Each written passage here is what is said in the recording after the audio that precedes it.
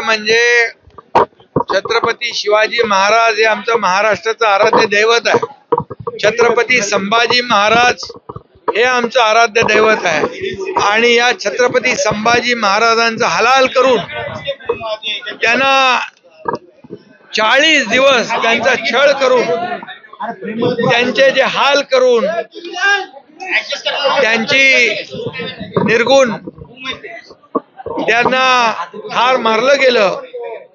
हा क्रूर कर्मा औरंगजेब त्या आपण छावा सिनेमात बघितलं तर अंगावर काटे उभे राहतील। त्याच्यामध्ये औरंगजेबाचं कौर्य आणि छत्रपती संभाजी महाराजांचं शौर्य दाखवलेलं आहे आणि म्हणून या देशासाठी ज्यांनी धर्माभिमान बाळगला, या देशासाठी त्यांनी प्राणाचे बलिदान दिलं, परंतु देशाचं आणि धर्म सोडला नाही, देशाभिमान सोडला नाही, राष्ट्राभिमान सोडला नाही। अशा धर्मवीर संभाजी महाराजांना हलाल करून ज्याने मारलं औरंगजेबाने, त्याचं उदात्तीकरण करणं खरं म्हणजे अतिशय दुर्दैवी आहे।